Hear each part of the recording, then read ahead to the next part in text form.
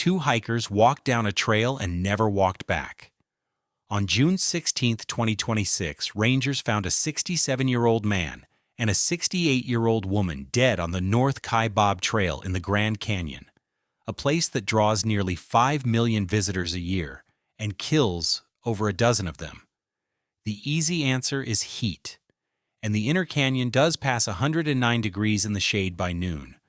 But heat is only the weapon. Here you finish the mountain by climbing it, which is why this canyon turns deadly the moment you decide to leave. Ask 1869.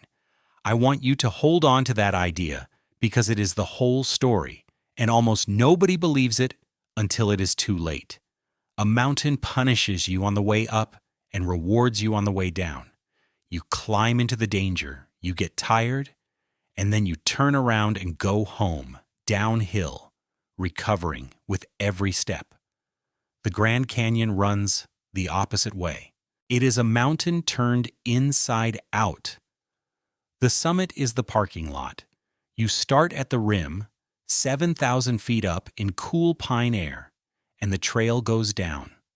Down is free, down is fast. Down feels wonderful.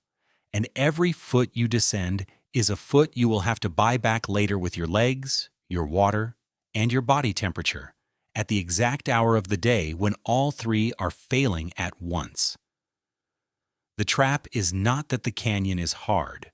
The trap is that it gives you the easy half first. Put the climb in terms a body understands. From the river back up to the south rim is roughly a vertical mile, 4,000 to 5,000 feet of gain packed into a handful of trail miles. That is not a walk. That is climbing stairs to the top of the tallest skyscraper on Earth, and then doing it again, and much of the way again, in desert heat, on a rationed water supply, with legs you already spent coming down. People book this as a day hike. Rangers will tell you flatly that hiking from the rim to the river and back in a single day is something the park actively warns against, because the number of people who have died attempting exactly that is long enough to fill a memorial. The distance down and the distance up are the same number on the sign. They are not the same experience. One you do fresh and cool and downhill. The other you do wrecked and overheated and straight up at the worst hour of the day.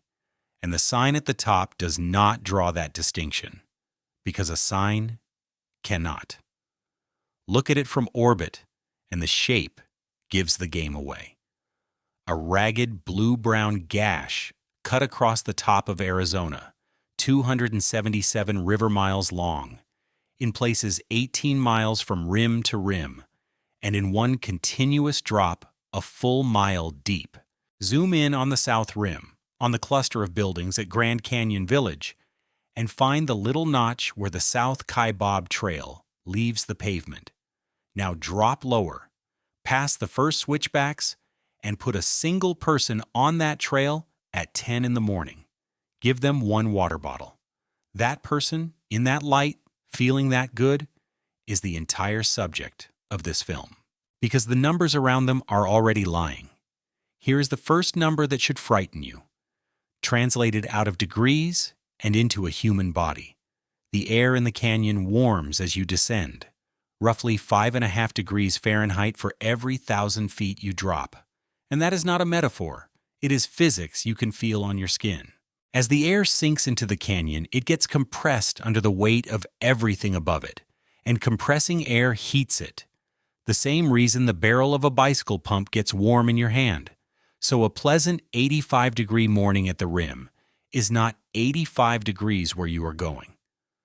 Drop 4,500 feet to the river, and that same day is 110 in the corridor, sometimes worse, because the canyon does something a flat desert cannot. The walls are dark rock. Down in the inner gorge, the schist and granite soak up sun all day, and then radiate it back at you from both sides after the sun is gone. So the stone stays hot into the night like the inside of an oven. Someone forgot to turn off. There is no cool evening down there in July. There is only a slower kind of hot. Put real numbers on it. Down at Phantom Ranch, on the river at the bottom, Summer afternoons regularly climb past 100 degrees, run well past 110 in a heat wave, and the record down there is 120. And here is the part that finishes people. On the worst nights, the air can still be up in the 90s long after dark. The oven does not switch off after dark. A hiker who ran out of daylight and decided to wait for the cool of night to climb out is waiting for a relief that never arrives, sitting on rock that is still radiating the day's heat back into them at midnight. Compare that to the rim they left, 7,000 feet up, where a summer night can be genuinely cold, and you see the trap in a single thermometer. The place they started and the place they are stranded are, for practical purposes, in different climates, and they walked between the two in a few hours, without ever feeling the door close behind them. People plan their hike around the idea that they will rest when it cools off. It does not cool off in time. That single wrong assumption has killed more people in this canyon than falls, rockfall, and the river combined. Walk it through a real body so it stops being a chart and starts being a person. You leave the rim at 7 in the morning feeling terrific because you are, right then, in cool air with fresh legs. Going down, your muscles barely work. Your heart rate stays low. You feel like an athlete, and the trail keeps handing you that feeling for hours, switchback after switchback, 4,000 feet of it. What you do not feel is the heat rising to meet you, because it comes on gradually, a degree here, a degree there. The way a pot of water does not look like it is boiling until it is. By the time you notice you are hot, you are genuinely hot, and now your body starts spending its emergency budget. It sweats to cool you, and in that dry air, the sweat vanishes off your skin so fast you do not even see it, which fools you into thinking you are not losing much. You are losing enormous amounts. A working hiker in that heat can lose 1 liter to 1.5 liters of water an hour, and every liter of sweat carries salt out with it. Your heart speeds up to push blood to your skin, to dump heat, and to your legs to keep moving, and it is trying to do both jobs with a shrinking volume of fluid. That is the quiet part of the trap. Long before you feel like you are in danger, the margin is already gone, spent on the descent that felt free. Now put the water where it actually is. The water is at the bottom. The Colorado River is at the bottom, and a few piped stations along the main corridor trails. And that is it. Up on the Tonto platform, that wide bench of rock that sits halfway down and tempts hikers off onto side routes, the springs are seasonal. They run in spring. By July, many of them are dry, a damp stain on the rock where a map promised a stream.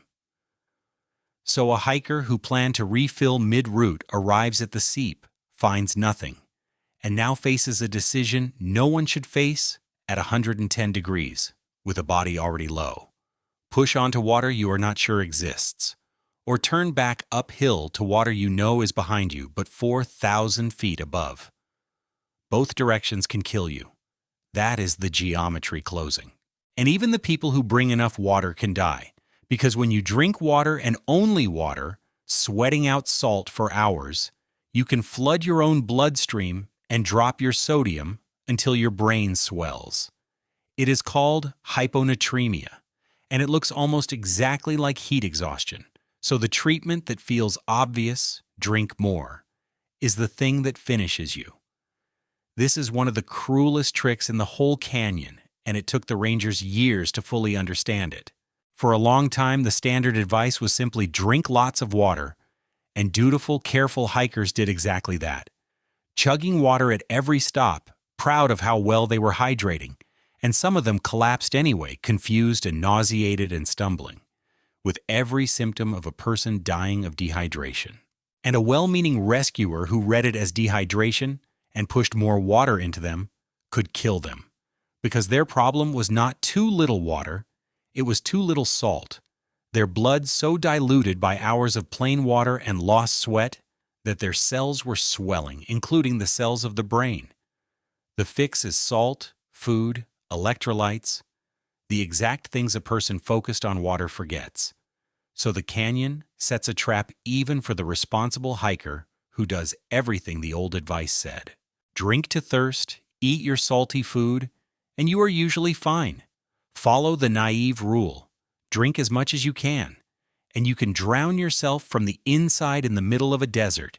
Heat stroke on one side, water intoxication on the other, and a narrow, invisible line between them that a tired, frightened person cannot see. And heat stroke itself has a threshold you cross without warning. For a while, the body copes.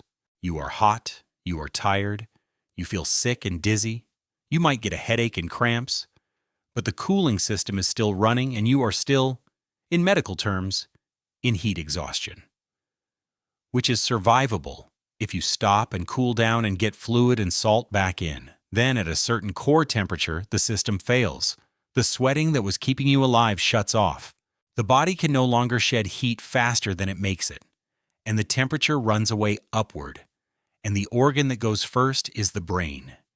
People in that state stop making sense. They get confused, combative, they take their clothes off, they walk in the wrong direction, they insist they are fine while they are dying. That is the cruelty of the mechanism. The very moment a person most needs to make a good decision, to stop, to turn around, to ration. The heat has already taken away the part of them that makes decisions. Rangers who find people alive in that condition often find them arguing, refusing help, certain that the way forward is down when it is up. The canyon does not just exhaust the body. It disables the judgment right when judgment is the only thing left that could save them. And here is a fact about this canyon that sounds like a lie and is simply true. While a hiker is dying of heat on the trail, the river a few hundred feet below them is cold enough to kill in the opposite way. The two rims are not even the same height. The north rim stands roughly 1,000 feet higher than the south, high enough that it is buried in snow and closed to cars for much of the winter while the south rim stays open. The corridor between them is not one trail but a system. The Bright Angel and the South Kaibab, dropping from the south. The North Kaibab, dropping the longer, higher distance from the north, all of them converging on the river, and the small oasis of Phantom Ranch at the bottom.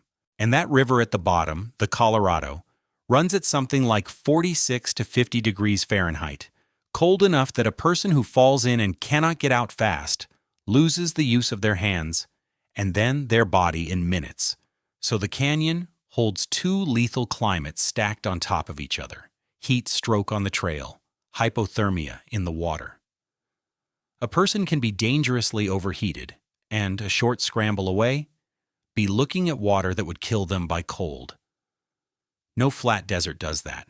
It takes a mile-deep hole with a damned ice-cold river at the floor to put those two deaths that close together, and we will get to why the river is that cold, because that is not nature's doing. That is ours.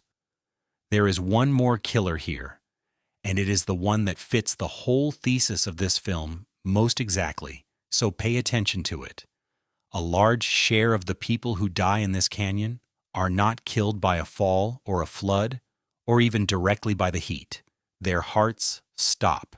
Middle-aged and older visitors, often men, often people who felt perfectly healthy at the rim, hike down into the canyon in the cool of the morning and then, hours later, try to climb 4,000 or 5,000 vertical feet back out in the afternoon heat.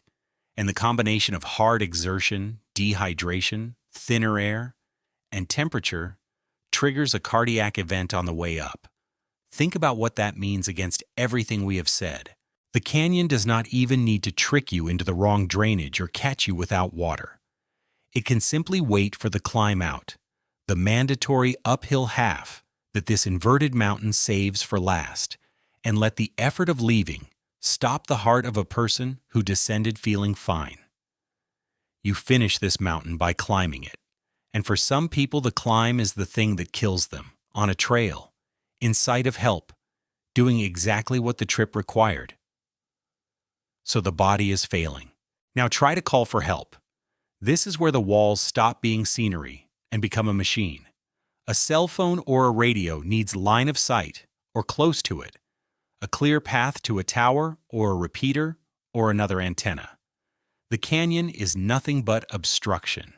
A mile of rock between you and the rim, 1,000 feet of cliff between you and the next bend. Signals die against stone. So the distress call that an open country would go out in seconds either does not go out at all or goes out hours later when someone climbs to a high point or a passing hiker carries the message. Think about what that does to the shape of a rescue. In most places, the moment you are in trouble, you make a call, and the clock for help starts almost immediately. In the canyon, there is a hidden delay built into the very first step, a gap between the moment a person is in trouble and the moment anyone else knows it. And that gap can be an hour, several hours, or, as with the marathon runner we will come to, most of a day. The rescue system on the rim can be superb, fast, well-equipped, deeply practiced, and none of it starts until the message escapes the rock. And the rock is very good at holding messages. Some hikers now carry satellite beacons that punch a signal straight up to orbit and skip the walls entirely. And those devices genuinely save lives. But they only help the person who carried one, turned it on, and pressed the button before they were too far gone to do it. For everyone else, the old physics still rules, a mile of stone between the emergency and the ear that needs to hear it. Meanwhile, the body does not wait for the message. The body fails on its own schedule, and its schedule is faster. Distress travels slower than a person dies. Hold that too. And then, finally, help has to come. And help in a canyon a mile deep has to fly. You cannot drive an ambulance to the bottom of the Grand Canyon. There is no road. So rescue is a helicopter. And a helicopter is a machine that hates exactly the conditions that produce the emergency. Heat thins the air. Thin air gives a rotor less to bite. Pilots call it density altitude. And on a hot afternoon, a helicopter at the bottom of the canyon can be flying, in effect, thousands of feet higher than the map says, with less lift, less power, and less margin. Add the wind, because the canyon breathes. As the day heats up, air moves through the corridor and the afternoon gusts rise, right at the hour when the most people are collapsing. So the flying window narrows at precisely the moment the need for it peaks. And notice how many separate things all crest at the same hour of the afternoon, because that alignment is the deadliest fact in the whole canyon. The temperature peaks in mid to late afternoon. That is also when a hiker who started at dawn is deepest into the day, farthest from the rim, most depleted, most likely to be attempting the climb out. It is when their water is most likely gone and the springs most likely dry. And it is exactly when the thin, hot, windy air is doing the most to weaken the helicopter that would come for them. Every curve peaks together. The heat, the exhaustion, the empty bottles, the failing aircraft, all of them reach their worst point in the same few hours. So the canyon does not just produce emergencies and then answer them. It concentrates the emergencies and the failure of the answer into the same window on purpose, by nothing more than the way heat and daylight and human schedules line up. The afternoon is when the trap is fully set. When the aircraft cannot come, the rescue reverts to the oldest method there is: people on foot, carrying a person up a mile of switchbacks in the heat, which takes hours, sometimes most of a day. Picture the labor of that, honestly. A litter carry out of an unconscious adult up thousands of feet of exposed trail in 110 degrees is one of the most brutal jobs in emergency work, requiring a rotating team of rescuers who are themselves burning through water and risking heat illness with every step, and it moves at the speed of a slow walk on switchbacks, hour after hour. Sometimes the best available option is a mule, the same animals that carry tourists and freight, pressed into service to bring an ailing hiker up the trail at a pace measured in hours. That is the ceiling on rescue here when the helicopter is grounded. Human muscle and animal muscle against a vertical mile, and a clock that belongs to the victim's body, not to the rescuers. Everyone involved knows the arithmetic. On a bad day, the canyon can fail a person faster than any team on foot can carry them out of it. Every link in that chain, the heat, the dry springs, the dead radio, the grounded helicopter, points the same direction. Down is easy. Up is the entire problem. And you only find that out at the bottom. There is one more version of this same shape, and it does not need heat at all. It needs rain. And the rain does not even have to fall on you. 40 miles away, up on the Coconino Plateau or the Kaibab Plateau, a summer thunderstorm can dump water onto bare rock that cannot absorb it. That water has to go somewhere, and the somewhere is down, gathering into the side canyons, the slot tributaries, narrow stone hallways that feed the main gorge. It arrives as a flash flood, a moving wall of brown water and rock and debris, into a canyon where the walls are the reason there is nowhere to climb. And it arrives under a blue sky. The hiker in the slot never saw a cloud. The storm was over the horizon. This is the same trap wearing different weather. Geography concentrates a distant force into a place with no lateral exit, and the human being finds out too late. Heat is the summer version. The flash flood is the version that can kill you on a cool, clear afternoon. We will come back to a creek called Havasu and to a woman named Chenoa Nickerson, and you will understand exactly why a correct weather forecast was not enough to save her. It helps to understand why this canyon has no easy exits, and the answer is written in the walls. The Grand Canyon is not a smooth V-shaped valley. It is a stack of rock layers, dozens of them, laid down over hundreds of millions of years, and then cut through by the river over the last several million. And each layer erodes differently. Some are hard and form sheer vertical cliffs. Some are soft and form slopes. So the canyon walls are not a ramp you can walk down anywhere you like. They are a series of cliff bands, separated by benches, a giant staircase with risers hundreds of feet tall, and most of those risers cannot be climbed or descended without ropes and skill. That is why there are only a handful of trails through the entire 277-mile length, and why leaving one of them is so often fatal. When a hiker looks at a side drainage and thinks it will carry them down to the river, they are not seeing the hidden cliff band waiting a mile in, the pour-off, where the soft slope ends, and a 100-foot vertical drop begins, dry as bone in July.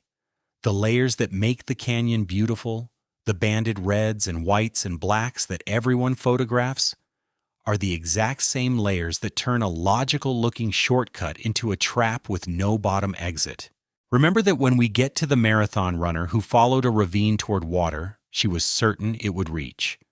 But before any of the engines and the charts and the dams, before the helicopters and the sirens, there were people who had already solved this. Not with technology, with restraint. The Havasupai, whose name means people of the blue-green water, lived this canyon on a schedule that answered every single one of these dangers before it happened. In the cooler, wetter season, they farmed the canyon floor, down where the water and the soil were, along Havasu Creek and the side canyons. In the brutal, hot, and dry stretch of the year, they were not down there. They moved up onto the plateau, hunting and gathering across the high country, where the air was cooler and the water problem was different. Down when down was survivable. Up when the bottom became an oven. That is not folklore, and it is not a quaint custom. It is an operating system. It is a group of people reading the exact same geometry we have been describing, the heat gradient, the seasonal water, the concentrating storms, and organizing their entire year around not being in the wrong place at the wrong time. The whole technology is the timing. The whole genius is knowing when to leave the bottom before the bottom decides for you. And here is the bitter part, the part you should not skip past. That system depended on having both places to move between, the floor and the plateau. It depended on freedom of movement across a large landscape. Beginning in 1880, that freedom was taken away. Over the next few years, a series of federal orders pushed the Havasupai off the plateau and confined them to Havasu Canyon, to a reservation that was, for most of its history, a fraction of the land the seasonal round required. The people who had the answer were locked out of half of it. The knowledge survived. The room to use it did not. I raise this not as a footnote, but because it is the same lesson the canyon keeps teaching in every century that follows. The danger is rarely the raw place itself. The danger is being committed to a position you cannot leave when conditions change. Understand how complete that knowledge was, because it makes the rest of this story sharper. The Havasupai did not merely survive in the canyon. They farmed it. Down along Havasu Creek, where that blue-green water runs warm and mineral-rich over travertine, they grew corn, beans, squash, and later peaches and figs, irrigating fields on the canyon floor with creek water, taking advantage of the one place in this furnace where water was reliable and the ground could be worked. That was the winter and shoulder season home, down in the green. Then, as the heat built and the farming season ended, they moved up onto the plateau, into the pinyon and juniper and ponderosa country of the high south, where they hunted deer and pronghorn and gathered pinyon nuts and agave through the hot months in air thousands of feet cooler than the canyon floor. 2 homes, 2 seasons, and a migration between them, timed to the exact rhythm of when each place was survivable and productive. They read the heat gradient we measure in degrees, and they read the water as a calendar, and they arranged an entire civilization around never being caught in the wrong elevation at the wrong time of year. Everything modern hikers get wrong, the Havasupai had built their year to get right. When to be low, when to be high, when to leave. That last one was the whole art. The Havasupai knew when to leave. They were prevented from leaving. Everyone else in this story simply did not know, or knew too late, or trusted a machine to leave for them. Now, 1869, a man named John Wesley Powell, a one-armed veteran of the Civil War, led the first documented expedition to run the Colorado River through the Grand Canyon by boat. 10 men, 4 wooden boats, launched from Green River, Wyoming, in late May with the plainest objective there is: to travel the length of the unknown river and come out the other end alive, mapping a blank space on the map of the United States. For 3 months, they did exactly that. They ran rapids that no one had charted, lost a boat early, lost food to the water, and kept going. By late August, they were deep in the Grand Canyon itself, near starving, their remaining rations rotten, flour spoiled, the men thin and frightened, and worn down to the edge of what a body can do. And here is the thing you have to understand about how far they had come. Running the river had for 3 straight months been survivable. Terrifying, but survivable. The river was the known danger. They had a working relationship with it. But look at what that relationship had cost them by the time they reached the Grand Canyon, because the men who climbed out were not fresh, and they were not fools. They were used up. Powell had launched from Green River, Wyoming, on the 24th of May, with 10 men and 4 boats, 3 heavy oak freight boats, and 1 lighter lead boat, loaded with 10 months of rations. That plan came apart early. In a stretch of Lodore Canyon, up in what is now the Utah-Colorado border country, one of the boats, the No Name, missed the signal to pull ashore above a bad rapid, got swept in, struck the rocks, and was destroyed. They named the place Disaster Falls. The boat was gone, and worse, a third of the expedition's food went into the river with it, along with instruments and clothing. From that day, the men were on short rations, and the ration only got shorter, because the flour that survived got wet again and again and began to spoil. The bacon went rancid, and they were reduced toward the end to moldy flour, coffee, and dried apples. One man, Frank Goodman, had already had enough by the time they reached the Uinta country and left the expedition on good terms, walking out to a settlement. So the party that entered the deepest, hottest, most unknown part of the whole river, the Grand Canyon itself, in the middle of August, was 9 men in 3 boats, half-starved, in worn-out clothes, on food they could barely eat, having already watched the river destroy a boat and nearly drown their companions. They were not reckless tourists. They were explorers at the ragged end of their endurance, and every man among them knew by then exactly what the river could do, because they had been watching it do it for 3 months. That is the state they were in when the canyon offered them its oldest choice. Then, on August 28, 1869, they came to a rapid that looked different. Historians place it at what Powell named Separation Rapid, near the lower end of the canyon. And by every account, it looked unrunnable, a violent stretch of white water worse than what they had already survived. And this is the exact moment the whole film turns on, so watch it closely. 3 of the men, Ormel Howland, his younger brother Seneca Howland, and William Dunn, made a decision. They would not run the rapid.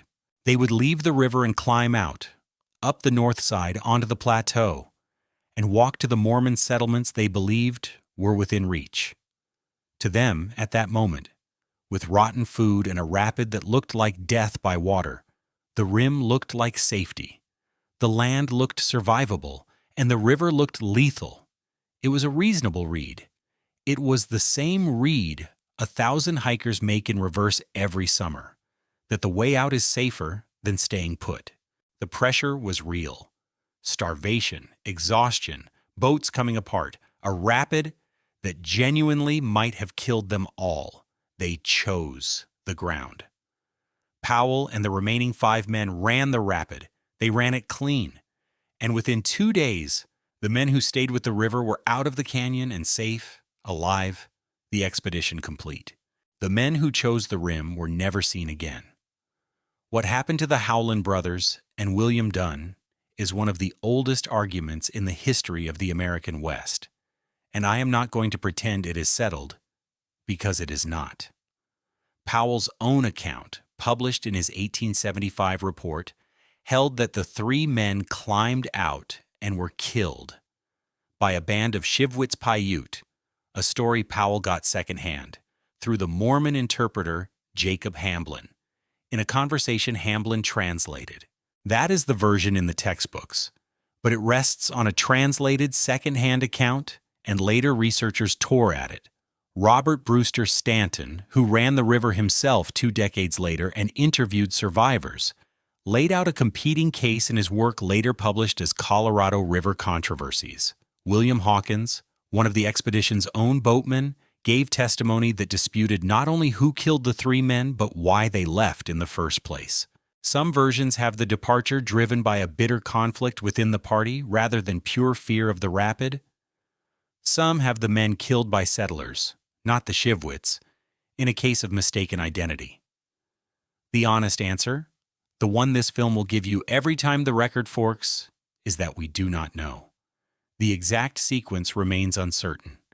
Part of why it stays unsolved is that the canyon kept its evidence. No confirmed remains of the 3 men were ever recovered and identified. No grave anyone could point to and say, "Here, this is where it ended."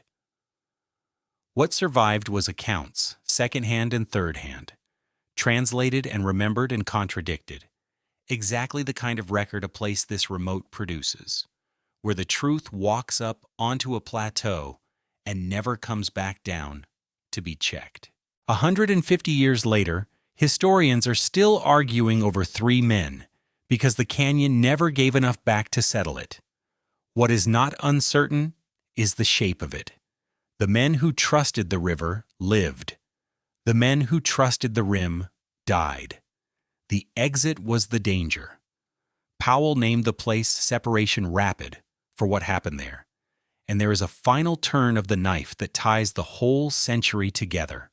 That rapid, the spot where 3 men chose the rim over the river and vanished, does not exist anymore, not as they saw it. It lies drowned under the flat water of Lake Mead, the reservoir backed up by Hoover Dam far downstream. The exact stretch of white water that split the expedition was itself erased by the same kind of human control that would later cool the river and build the monster at Crystal. Powell survived to become one of the most important figures in the exploration and mapping of the American West, ran the river a second time in the early 1870s, and spent the rest of his life arguing, mostly unheard, that the arid West could not simply be settled like the wet East, that its water and its geography set hard limits people ignored at their peril. That was his real discovery, and the country spent the next 100 years proving him right the hard way. The 3 men who left him at Separation Rapid never got to be part of any of it. They walked up onto the plateau into an argument that has never been settled, and the water that would have carried them out in 2 days now runs, tamed and silent, over the place they died. That is the pattern under everything that follows, and for a century afterward, we tried to beat it with machinery. We built engines and airplanes and radios and charts. We built a dam that reached up the river and took hold of the water itself, and made it, for the first time in the river's existence, obey a human schedule. We metered its flow. We knew its temperature to the degree. We turned the wild Colorado into something that came out of a wall on command. And in doing that, in the single greatest act of control ever imposed on this canyon, we built a monster in the water that had never existed before. But to see how, we have to leave the river for a moment and go up into the air, because the next people the canyon killed were not on the ground at all. They were flying over it 7 miles apart on a clear morning, looking at the view. People keep coming to the Grand Canyon for the same reason it can kill them. It is spectacular. It is a mile-deep hole in the earth that a person can stand at the edge of and feel their own smallness, and that feeling is worth the price of the ticket and the drive and the risk. The canyon is dangerous because it is spectacular, and it is spectacular because of the exact same walls that block the radio. You cannot separate the two. The thing you came to see is the thing that traps you, and most people never test that, which is part of why the danger stays invisible. Of the roughly 5 million people who come each year, the overwhelming majority stand at the rim, take the photograph, walk a paved overlook, and drive away completely safe, because the rim genuinely is safe.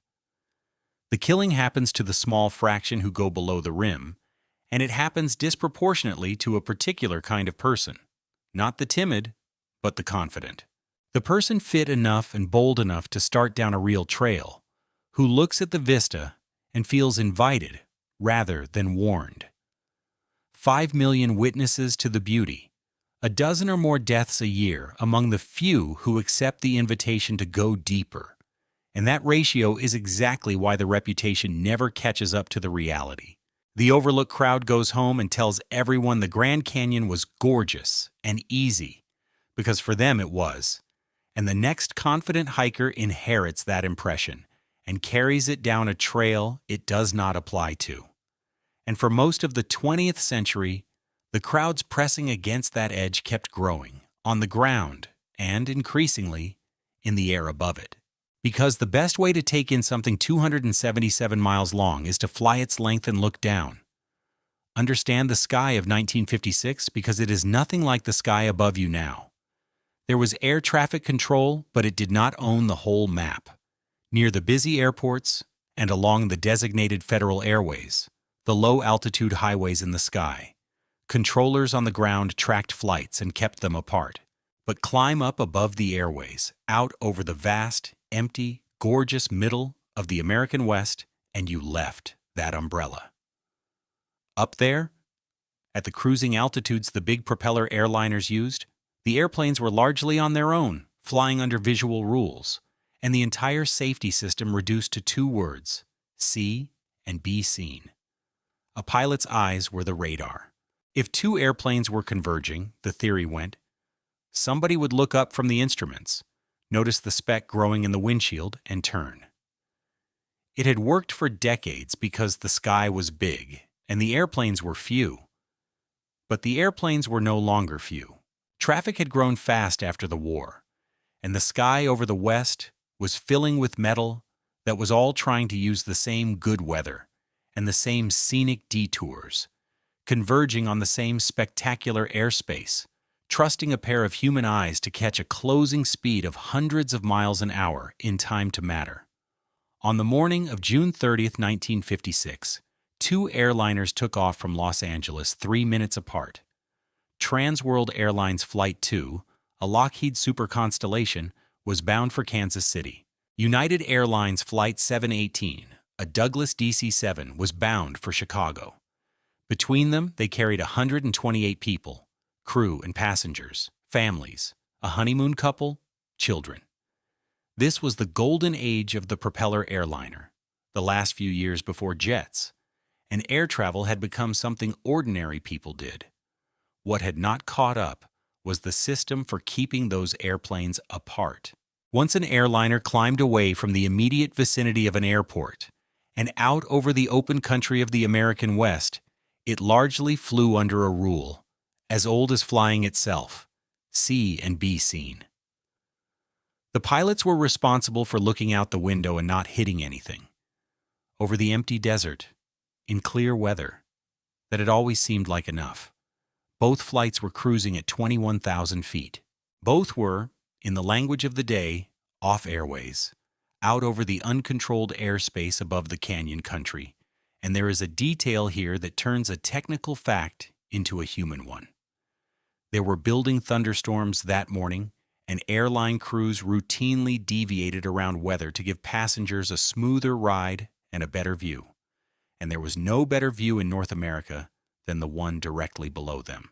And there is a documented exchange with air traffic control that morning that shows in a single decision how the old system handed these airplanes to chance. The United flight was already at 21,000 feet. When the TWA Constellation's crew asked to climb to 21,000 as well, the controller could not approve it because of the United traffic already there. So the TWA crew made a different request, one that was standard and legal at the time.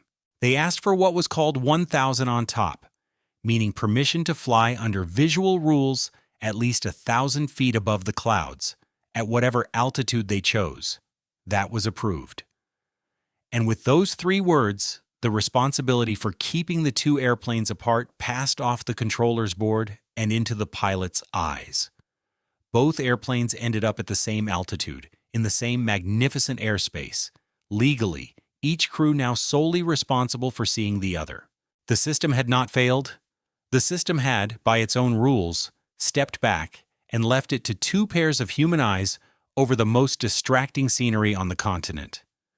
The Civil Aeronautics Board, investigating afterward, could not establish the cockpit conversations, but the geometry of the wreck sites and the era's ordinary practice pointed at something ordinary and human. 2 crews in clear air, maneuvering over one of the great sights of the world, very possibly banking so the people in back could see it. Neither crew, it appears, ever saw the other airplane until the last second, if at all. At about 10:30 in the morning, over the eastern Grand Canyon, near the confluence of the Colorado and the Little Colorado, the 2 airliners collided. The DC-7's left wing and propeller tore into the Constellation's tail. Both aircraft fell into the canyon. All 128 people died. At the time, it was the deadliest commercial air disaster in United States history, and it happened not because anything failed, but because 2 machines were sharing a piece of sky under a rule that assumed they would simply notice each other. Now hold on, because this is where the canyon does the thing it does. The dying was over in an instant. The reaching was not. The wreckage came to rest in some of the most inaccessible terrain on the continent, spread across the buttes and ledges of the eastern canyon. The constellation had come down near Temple Butte. The DC-7 lay high on the sheer sides of Chuar Butte, a tower of rock standing inside the canyon, its debris scattered on cliffs and ledges that no ordinary ground party could reach. Consider even how the wreckage was found, because it tells you how far outside the reach of the ordinary world this happened. When the two airliners failed to arrive, no one knew where they had gone down. The search began blind, over an enormous stretch of canyon country, and the wreckage was ultimately spotted from the air in the roadless heart of the canyon by pilots who flew that country for a living. The first confirmation that 128 people were dead came from a distant view of torn metal and scorched rock on the sides of buttes that no one could drive to, walk to easily, or in many places, climb without ropes. There was no quick dash to the scene. The scene was a day's expedition away even after it was found, and the site is now a National Historic Landmark, one of the very few in the country designated for a disaster rather than an achievement, precisely because of what it forced the nation to change. Think about what recovery means in a place like this. The victims were at the bottom of, or partway up the walls of, a mile-deep gorge with no roads, in June heat, on cliff faces that required technical climbing. This was 1956. The helicopters of the day could barely operate at that altitude and in that heat, so the recovery of the dead became itself a mountaineering expedition, one of the hardest ever attempted in the United States. The military brought in helicopters, including Army H-21s, the big twin-rotor machines, pushed to the edge of what they could do in the thin, hot canyon air. And to actually get to the DC-7 wreckage high on Chuar Butte, the authorities did something that tells you everything about how far beyond ordinary this was.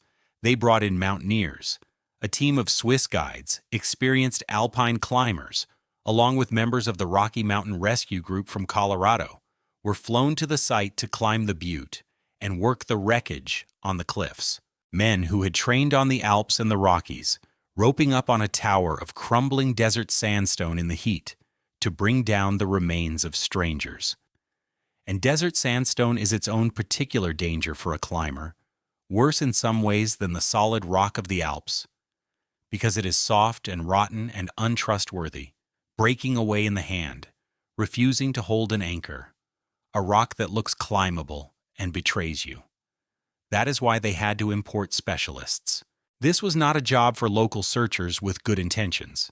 It was a technical mountaineering operation on bad rock in brutal heat, at a site a helicopter could barely service.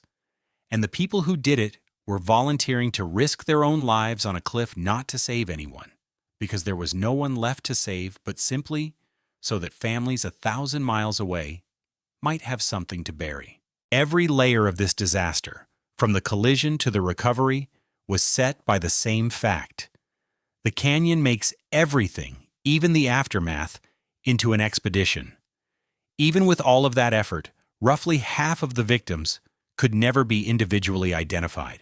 The work went on for weeks in the summer heat, climbers and recovery crews on the cliffs and in the wreckage, and in the end the unidentifiable remains of the united dead were buried together in a single grave at Grand Canyon, and many of the TWA victims at another cemetery, communal graves for people the canyon would not sort back into individuals. A generation of families got, in place of a body to bury, a name on a shared stone. The point is not to dwell on the grief. The point is what it took to get even that far. To recover the dead from this canyon required an Army airlift and imported mountaineers and weeks of labor on crumbling cliffs, and it still could not finish the job cleanly. Every death we have talked about so far had a rescue attached to it, or a recovery. And every one of those was itself a hard and dangerous operation. That is the second face of the geometry. It is not only that the canyon is hard to survive, it is that the canyon is hard to reach into, so that even after the disaster is over, getting to the aftermath is a mission that puts new people at risk. The canyon had defeated not the rescue, because there was no one left to rescue, but the recovery. It would not give the dead back cleanly. That is a different and colder kind of danger than a rapid or a heat wave. And this catastrophe did something almost nothing else in this story does. It worked. It forced a fix, and the fix was real.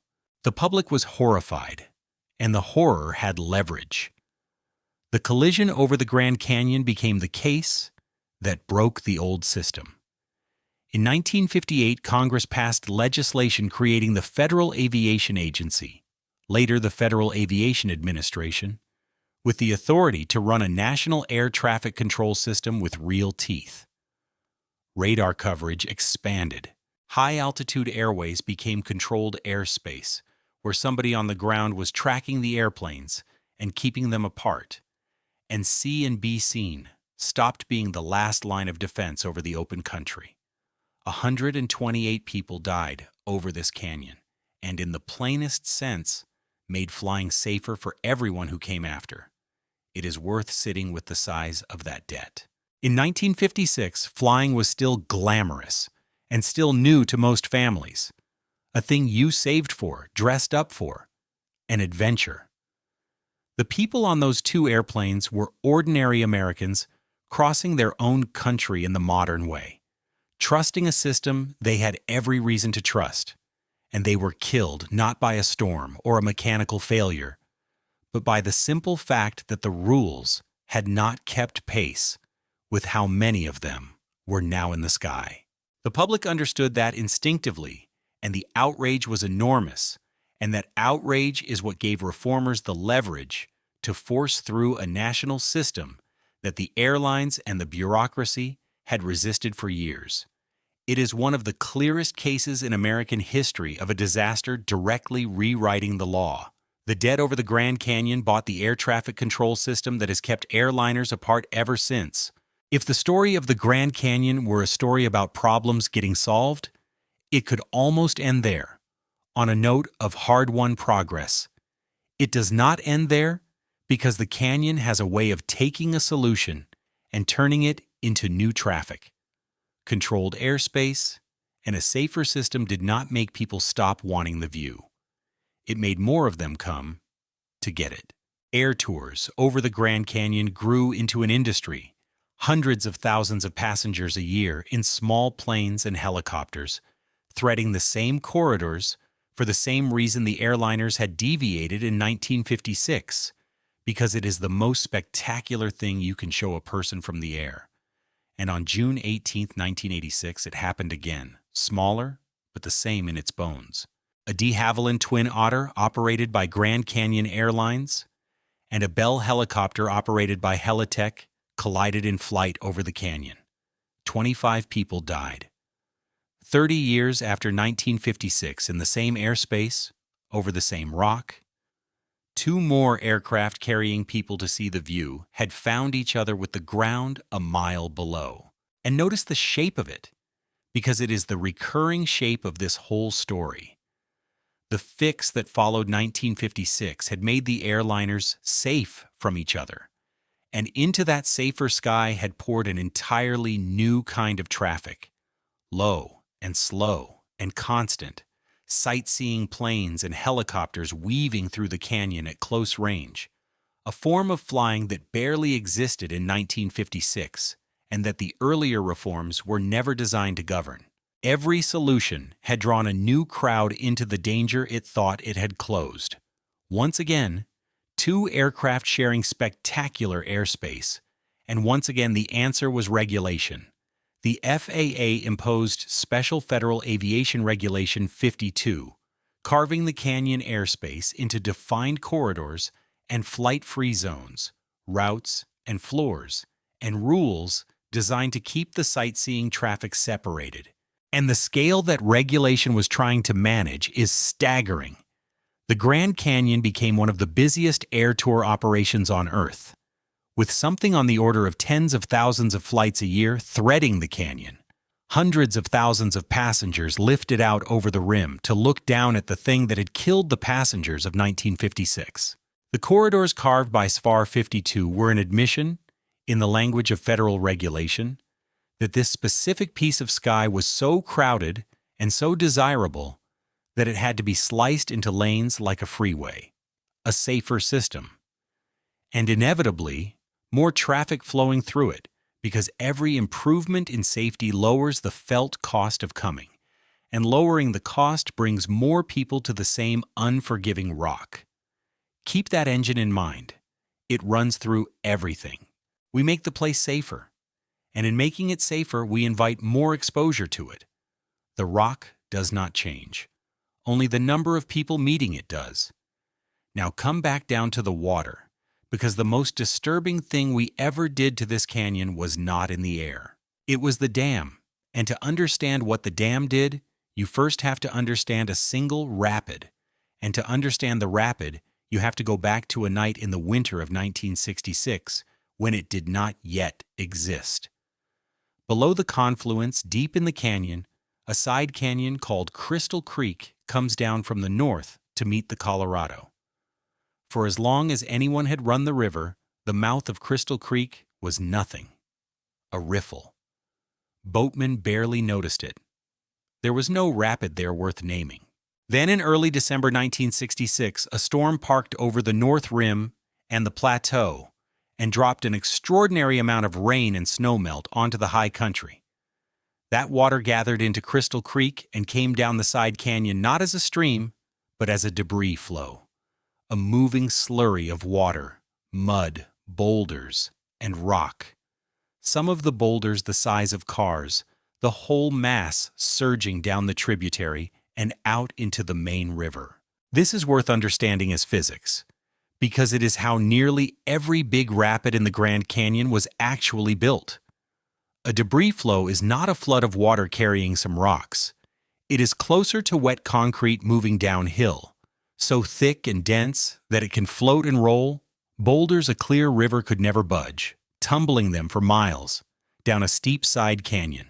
When that dense slurry reaches the main river and the slope suddenly flattens, it loses its power to carry, and it dumps everything at once, right at the mouth, in a fan of rock and mud. The main river then has to fight its way over and around that fresh pile. The rapids of the Grand Canyon are not made by the big river. They are made by the small side canyons in violent minutes, dumping rock faster than the Colorado can clear it. Crystal was simply the newest, and once the dam finished changing the rules, the deadliest example of a process that had been building this canyon's whitewater for as long as there had been storms on the plateau. Estimates of that flow put it around 10,000 cubic feet per second coming out of the side canyon, which, on that December day, was more water than the Colorado River itself was carrying. Think about that.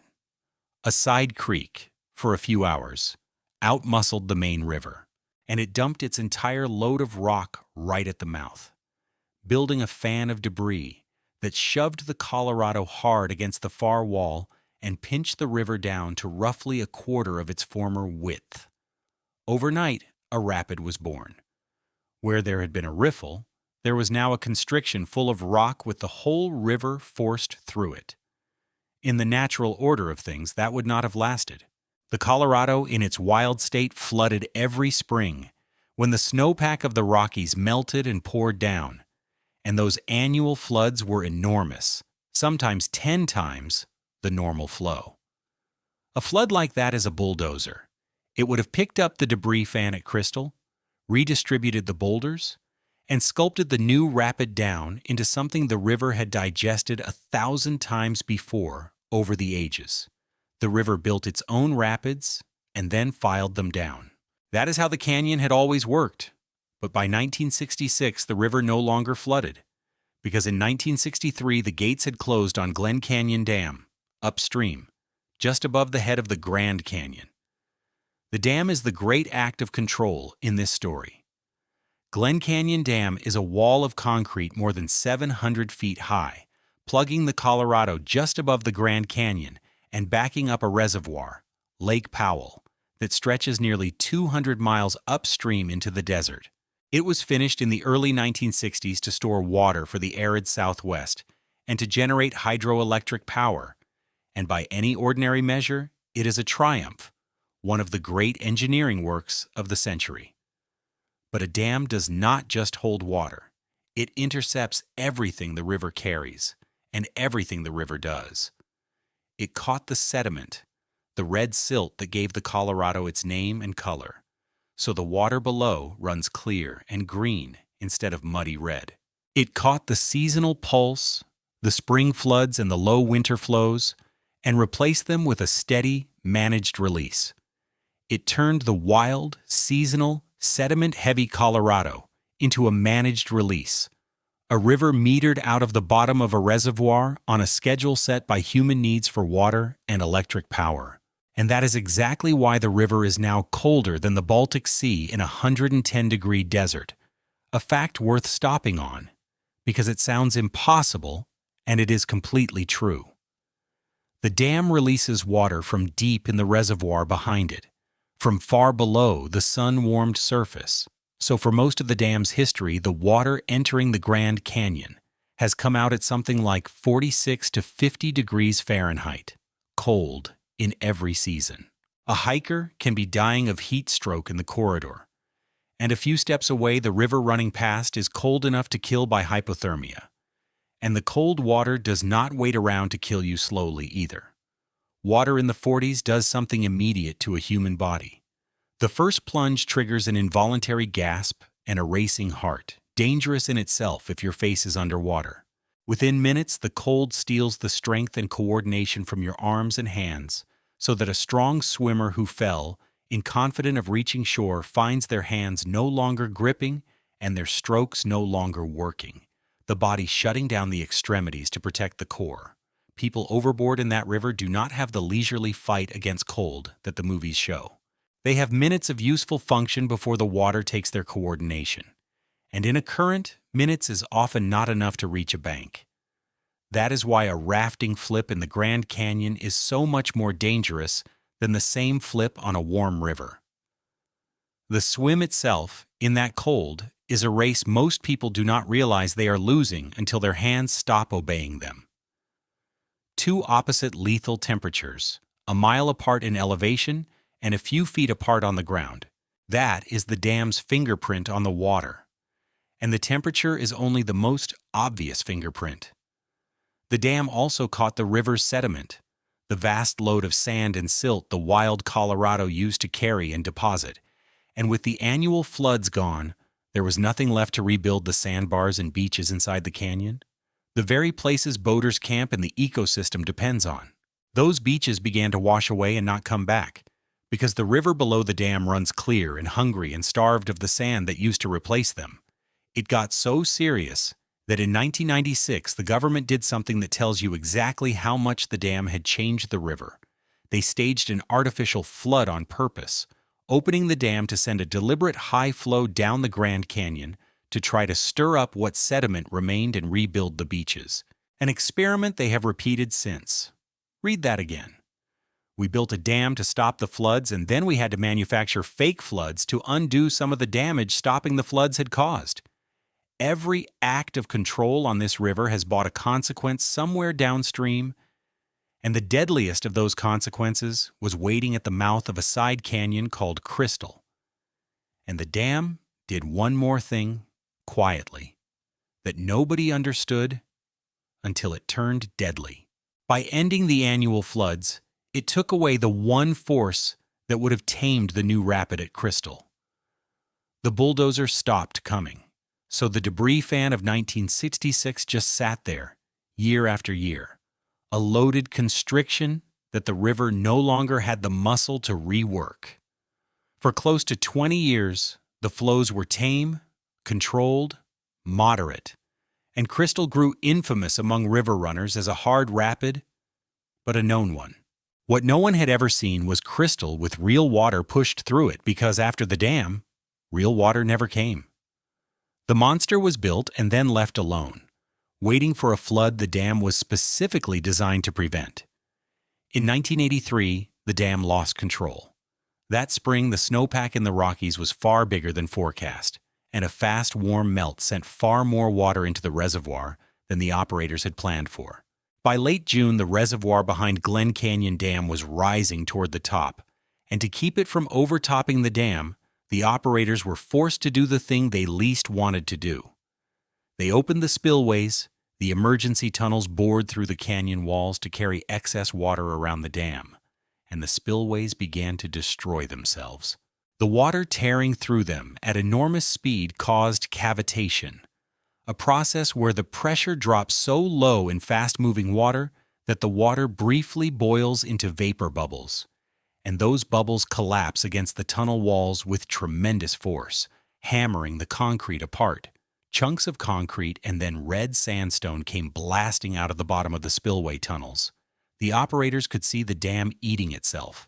They throttled back, patched, improvised plywood flashboards on top to hold back a little more, and rode it out, and the dam held. But it was closer than most people ever realized, and the plywood is the detail that should stick with you. When the engineers bolted sheets of plywood and steel to the top of a 700-foot concrete dam to buy a few more feet of storage against a rising reservoir, they were improvising at the edge of catastrophe, because the alternative to holding that water back was letting more of it into spillways that were tearing themselves apart. Had the spillways failed completely, or had the dam been overtopped and undermined, the consequences downstream for the Grand Canyon and for everything below it would have been on a scale that does not bear thinking about. The great machine of control very nearly became the greatest disaster the river had ever seen. It held, but holding meant that for a period that summer, the operators had to push more water down the Grand Canyon than the controlled river had ever carried since the gates closed, flows that peaked above 92,000 cubic feet per second. The same emergency that nearly broke the dam sent that flood down the canyon, and it finally revealed what 20 years of control had been quietly building at Crystal. Translate that number, because 92,000 cubic feet per second is meaningless until you stand next to it. The controlled river that river guides knew ran at a fraction of that, a manageable few thousand, up to the low tens of thousands. This was several times bigger, a brown, cold, roaring flood filling the canyon from wall to wall in the Narrows, moving so much water so fast that the rapids the guides had memorized their whole careers changed shape or drowned out entirely. And new violence appeared where the calm water used to be. The high water rewrote the river overnight. It was into this flood, at the peak of it, that 3 rivermen, led by a veteran guide named Kenton Grua, launched a wooden dory to try to run the entire 277 miles of the Grand Canyon faster than anyone ever had, riding the flood like a conveyor belt, an attempt Kevin Fedarko later reconstructed in the Emerald Mile. And I flag again that the minute detail in that account is narrative reconstruction, while the run and its near disaster are real. They very nearly died at Crystal, the same rapid, on the same monstrous water, and only just came through. They set the speed record. The point is not the record. The point is that in 1983, the Grand Canyon briefly became a river no living person had ever seen, because the machine built to prevent exactly this had, for one summer, lost its grip. All of that water arrived at Crystal, at the untouched debris fan of 1966, at a constriction that had never in its short life seen anything but tame flows. And Crystal became something that had, in a real sense, never existed before. A geologist named Susan Kiefer studied what formed there and published the analysis in the Journal of Geology in 1985, work carried out under the United States Geological Survey, and the physics is worth understanding because you can feel it. When that much water is forced through that narrow a gap and then hits the deeper, slower pool below, the river cannot simply flow. It piles up on itself. A hydraulic jump forms, a place where the fast, shallow, screaming flow slams into the slow, deep water and rears up into a standing wave and a churning hole. A violence that stays in one place while the whole river pours through it. At high water in 1983, Crystal grew a hole big enough to swallow a boat whole, a feature no boatman had ever navigated because no boatman had ever seen the river this high through this rapid. And a hole like that is not just a big wave you punch through. It recirculates. Water pouring over the submerged obstacle plunges down and then curls back upstream on the surface, so the hole is a rotating trap. It pulls a boat or a swimmer in, holds them, and turns them over and over in the churn. And because the recirculating water is full of air, it gives a person nothing solid to swim against, no purchase, just froth and rotation. River runners call the worst of these keepers because they keep what they catch. That is what Crystal had become at flood. A keeper big enough to hold a fully loaded motor rig, sitting in the middle of the only navigable line, on a river that had been merely difficult a generation before. The dam did not put that hole there with a single act.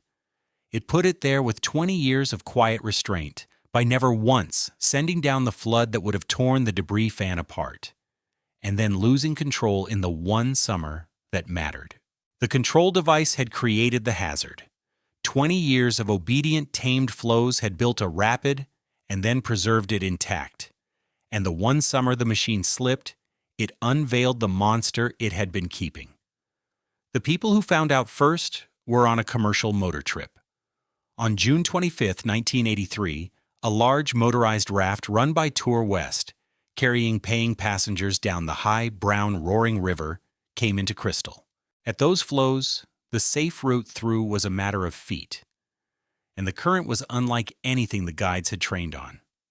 The rig was pushed into the hole and flipped, throwing everyone aboard into 46-degree water at the worst rapid on the river, running at flood. What follows is drawn from the documented record, including Kevin Fedarko's closely reported account in the Emerald Mile, and I will flag plainly that the moment-to-moment reconstruction in a work of narrative nonfiction is exactly that, a reconstruction, while the deaths and the river closure are confirmed by the National Park Service. People were swept downstream and pulled from the cold water. One passenger, a 62-year-old man named Bill Wirt, suffered blunt chest trauma in the flip. He was gotten to shore and on the sand in the middle of the canyon. With no hospital within flying distance in those conditions, rescuers performed CPR on him. He did not survive. And that scene, CPR on the sand in the middle of the Grand Canyon at the height of a flood, is the reaching problem in its rawest form. CPR is a holding action. It buys minutes. It keeps blood moving until real medical care can take over, and it is close to hopeless without a hospital at the end of it. On a city street, chest compressions bridge the gap to an ambulance that is minutes away. On a beach deep in the canyon, with the river at flood and the sky uncertain, there was no ambulance minutes away and no hospital the compressions were buying time toward. The people kneeling over Bill Wirt were doing everything right and everything that could be done, and the geometry had already made the distance too far. That is the difference between a heart attack in a place you can reach and a heart attack in a place you cannot. The medicine is the same. The map is everything. And here's the part that belongs in this film, the part about what rescue actually costs. The river was still running at flood. Crystal was still a killing hole. And there were still people in the water and on the rocks who needed to be reached. One of the Tour West boatmen, Dave Stratton, put himself back into that same water, into that same rapid, to reach them. He did it with 2 passengers who volunteered to help, ordinary people who had come for a vacation and instead put back into a flooding rapid that had just killed someone, with no guarantee they would come out. That is what rescue in this canyon means. It is not a helicopter appearing at the decisive moment. It is a river guide and 2 volunteers choosing to re-enter the exact hazard that just proved it could kill, because the alternative was to leave people in it. And understand who was flipping at Crystal that month, because it matters. These were not tourists at the oars. The guides running those rigs were professionals. People who had run this river for years and knew every rapid by heart. But their knowledge was knowledge of a river that no longer existed. Everything they had learned about the line through crystal, where the tongue was, where the hole sat, how to set up, was built at the tame, controlled flows the dam had produced for 20 years.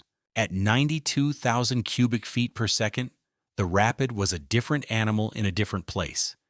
And their expertise, the very thing that should have protected their passengers, was now describing a river that had been erased by the flood. Experience became a liability because it told them with total confidence what the rapid was, and the water had made it something else. That is why the Park Service did the only thing left to do. The Park Service closed Crystal, and then the river itself, to commercial passengers during the peak of that flood.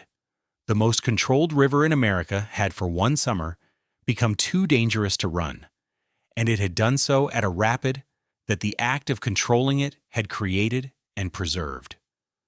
Sit with what that means, because it is the hinge of this whole film.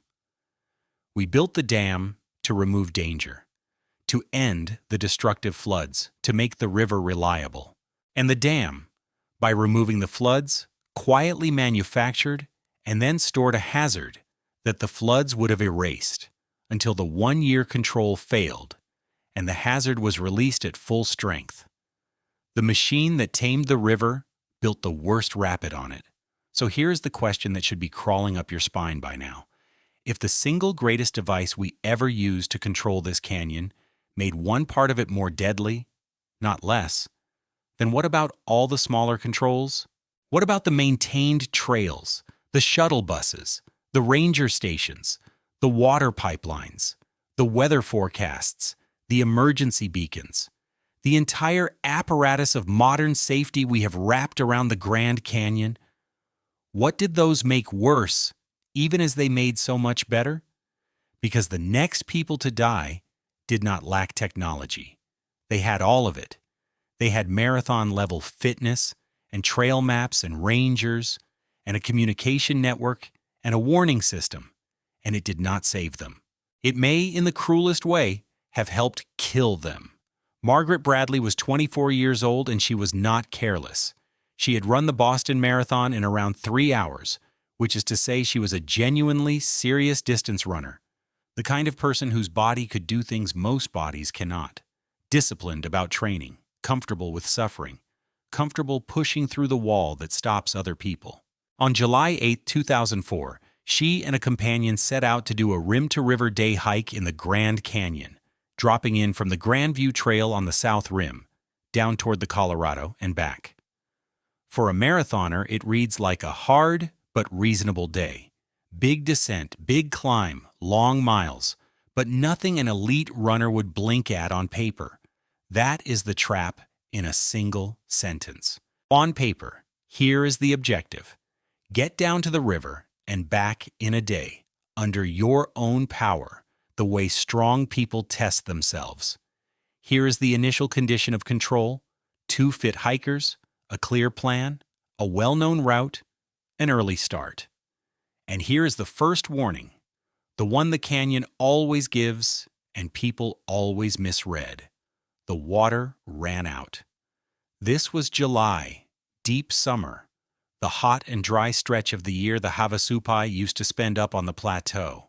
The seasonal water sources along the route, the seeps and the Tano platform springs, were dry or nearly dry. The temperature in the inner canyon was well over 100 degrees, the kind of heat that terrain regularly reaches in July, and there was no shade, none, on much of it, because the mid-canyon benches are open rock. Now translate that into a body. A marathoner running hard in the heat can sweat well over a liter an hour. In that furnace, with that exertion, the body burns through water faster than a person can carry it, and there was no place to refill. So the warning was not subtle. The warning was thirst, real thirst, the kind that does not go away. And now watch how fitness, the thing that should have saved her, becomes the thing that hurts her. The practical pressure shaping the decision was that they were already deep into it, already committed, already far down into the canyon where every direction is expensive. At some point, Bradley and her companion separated. The reasons vary in the accounts, but the effect is what matters. Two people who could have watched each other became two people alone. And then, Margaret Bradley did the thing that the geometry of this canyon punishes most cruelly of all. Off the main route needing water, she left the trail and went down a side drainage, the cremation drainage, apparently reasoning the way a map reader reasons, that a ravine heading down toward the river should reconnect with the river, that following the low ground downhill would get her to water. It is a completely logical piece of thinking. It is also wrong in this specific place, because the side drainages of the Grand Canyon do not gently reconnect. They cliff out. They turn into dry chutes and pour-offs and dead ends, sudden drops in the rock where a stream bed in wetter times becomes a waterfall and in dry times becomes a wall. The ravine that logic says will take you to the river instead takes you into a stone box. That was the loss of the option, and here is the detail that makes it unbearable. She passed the point of no return before anyone even knew she was in trouble. Her companion, having gotten out, assumed she had made it to Phantom Ranch, the developed spot down by the river with water and rangers. So there was no alarm. No one was looking, because the person who might have raised the alarm believed she was safe, resting somewhere with a full water bottle. Sit with how ordinary and reasonable that mistake was, because it is the kind of mistake anyone makes. When two people split up on a trail, each one naturally assumes the other made it to the obvious destination. There was no reason to imagine that a strong, capable runner had walked off into a side drainage and become trapped. So the hours that mattered most, the hours when a search might still have found her alive, passed with nobody even aware there was anything to search for. This is one of the quietest and most lethal features of the canyon. It does not just separate you from help by distance. It separates you from help by information. Because in terrain this broken, with communication this poor, the people who could save you often do not learn you are in trouble until the window in which they could have saved you has already closed. Margaret Bradley was past saving before the word missing was ever spoken. The clock that should have started when she went missing did not start. By the time anyone understood that Margaret Bradley was not at Phantom Ranch, that she was not anywhere she was supposed to be, the search had to begin cold, across brutal terrain in July heat. Think about the search that had to happen. There was no last known position because no one had reported her missing in time to fix one.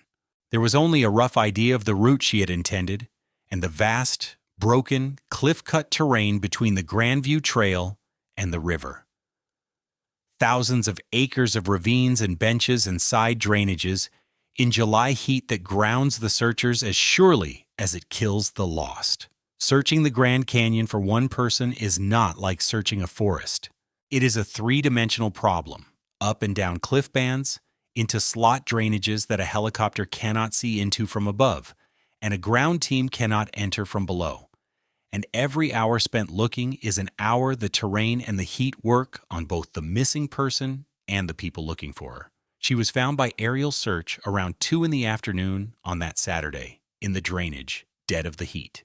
I will be honest about the record here too, because this film does not paper over the seams. The exact start date and the companion's identity vary somewhat across the published accounts. And the National Park Service release places the start on Thursday, July 8th. The uncertainty is in the edges. The center is not in doubt. One of the fittest people ever to walk into that canyon died in it, on a day hike, because fitness bought her the one thing that kills you here. And that is the insight, the thing none of the earlier deaths had proven quite this cleanly. Fitness is not protection in the Grand Canyon. Fitness is an accelerant. Strength and endurance and a high pain tolerance do not give you more tolerance for 110 degrees and no water. What they give you is range. They let you go farther, faster, deeper, past the point where an average, cautious, easily tired person would have turned around gasping and gone back up. The weak hiker quits early and lives. The strong hiker pushes on and buys distance from help. And distance from help is the entire problem, in a place where help has to fly to reach you and cannot always fly. And there is a deeper twist in the physiology, because the trained endurance athlete is not just able to go farther, they are built to override the very signals that would save them. A marathoner's whole discipline is learning to push through discomfort, to keep going when the body says stop, to treat pain and fatigue as things to be beaten rather than obeyed. That is exactly the wrong instinct in a canyon that kills through heat. The warning signs of heat illness, the weakness, the nausea, the pounding head, are the body begging to be allowed to stop, and the elite athlete has spent years training to ignore precisely those pleas. On a marathon course, that discipline is a superpower. On a trail with no water at 110 degrees, it is a hand pushing the accelerator toward the cliff. The person most capable of ignoring their own alarm is the person most likely to ignore it right up to the moment the alarm stops mattering. The canyon does not care how fast you ran Boston. It cares how far you are from water and how far the helicopter has to come. And the fit body is very good at maximizing both of those numbers before it fails. When it does fail, it fails from a position too deep to save. The Park Service knows this, and their response is one of the few genuinely wise things any institution has done about this canyon, precisely because it does not pretend the canyon can be made safe. In 1997, they built a program called Preventive Search and Rescue, PSAR. The whole idea is in the name. The most effective rescue is the one that happens before the emergency, on the trail, in the form of a ranger or a trained volunteer stopping a hiker who is going too fast, too far, too late in the day, with too little water, and simply talking to them. Turning them around, making them sit in the shade, making them eat something salty, and drink something, and reconsider the plan. It is unglamorous, and it works, because it attacks the real mechanism, which is people committing to a descent their return trip cannot pay for. The rangers and volunteers who do this work station themselves at the places where the trap springs, at the trailheads in the cool morning, and at the mid-canyon rest houses where hikers arrive already in trouble. And they have learned to read the early signs faster than the hikers themselves can. They watch for the person moving too fast downhill in the wrong part of the day, the person with a single small water bottle and no salty food, the person who says they are going to the river and back and does not understand that the river and back is a distance and a climb that turns strong people into stretcher cases.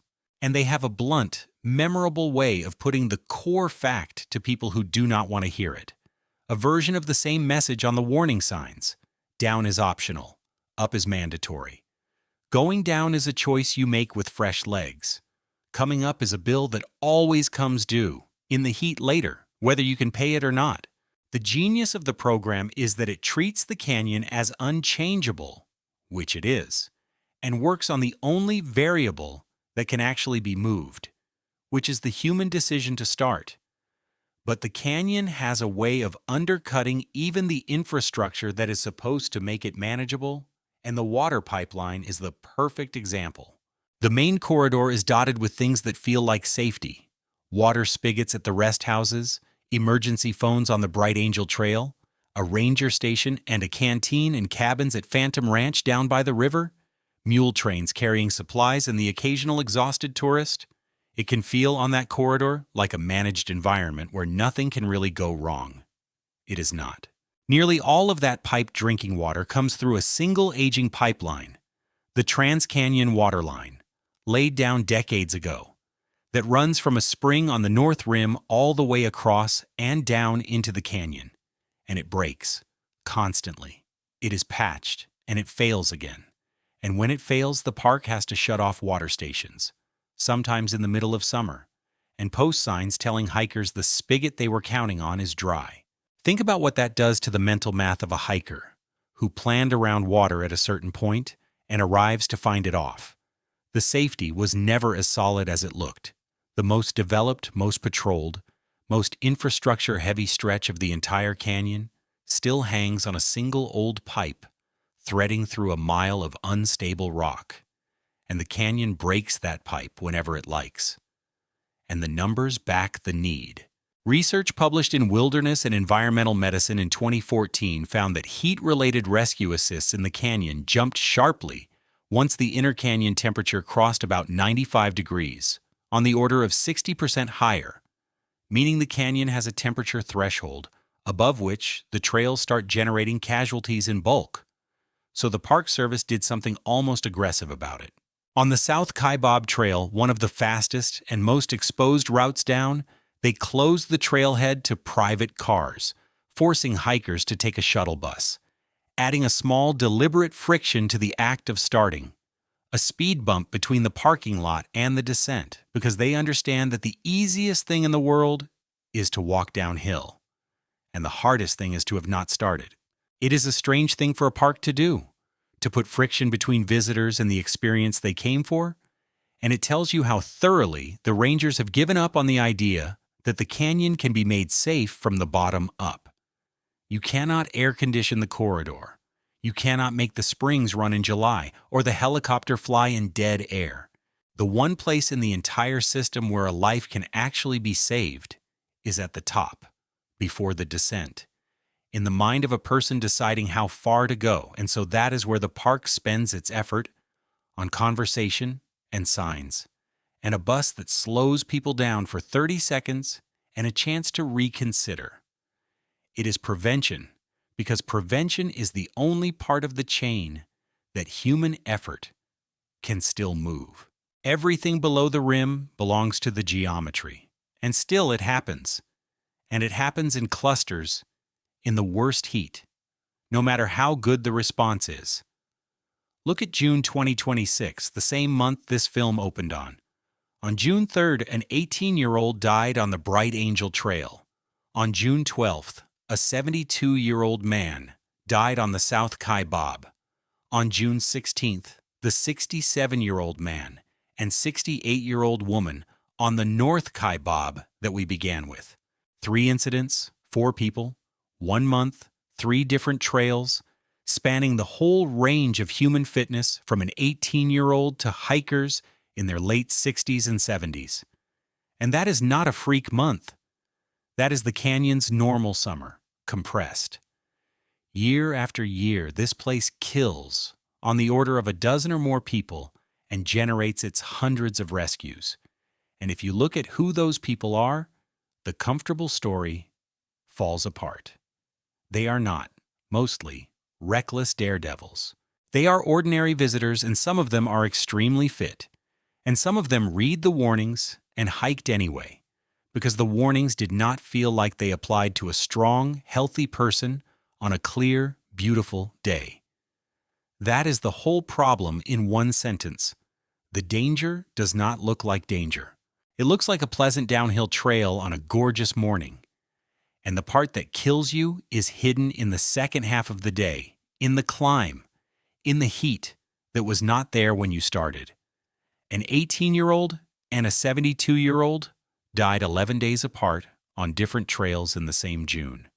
And the thing that killed them both was the same shape of ground, doing the same thing it did to Powell's men, and will do to someone next summer. And the 2 we opened this film with, the couple on the North Kaibab, were on the hardest ground of all. The North Kaibab is the longest of the corridor trails, dropping from the higher, colder, far more remote North Rim, a place so isolated that it closes entirely for winter and sees a fraction of the visitors and services of the South. A hiker in trouble deep on the North Kaibab is about as far from quick help as a person on a maintained trail in this canyon can be. More trail miles from the rim, more distance for a helicopter to cover, fewer people around to raise the alarm. When Rangers reached that man and woman by air on June 16, 2026, they were reaching into the most remote corner of the corridor system, and they found what the canyon almost always leaves them on the worst days: both already gone. We started there for a reason. It is the geometry at its most complete. In each case, the response was fast. In each case, there was aerial support. In each case, the people were found dead. Because here is the vice the modern system is caught in, stated as plainly as I can. The heat is what causes the emergency, and the heat is also what degrades the aircraft that has to answer it. The hotter it gets, the more people collapse, and the hotter it gets, the less lift a helicopter has to come get them. The demand for rescue and the difficulty of rescue rise on the same thermometer. You cannot separate them. The days that produce the most victims are the days it is hardest to reach the victims. That is not a failure of any ranger or any pilot. It is the geometry and the physics doing exactly what they have always done, now with a professional, well-funded, deeply committed rescue system throwing itself against a wall that does not move. And make no mistake about how much rescuing this canyon demands. Grand Canyon National Park runs one of the heaviest search and rescue workloads of any park in the country. Hundreds of operations a year, everything from a dehydrated hiker who needs water and an escort to a full technical extraction off a cliff. And the people who do it are extraordinarily good at it. But watch what the helicopter, the thing everyone pictures arriving to save the day, actually faces down in that hole on a hot afternoon. A helicopter flies by, pushing air down. Hot air is thin air, and thin air gives the rotor less to grab. So on a 110-degree day at the bottom of the canyon, the machine behaves as if it were flying thousands of feet higher than it is, with less lift and less power in reserve. That is density altitude, and it is not a small effect.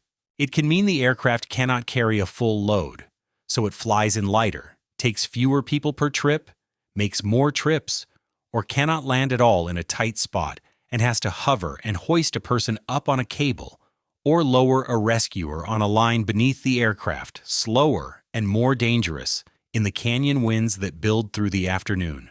Every one of those workarounds costs time, and time is the one thing a person with heat stroke or cardiac arrest does not have.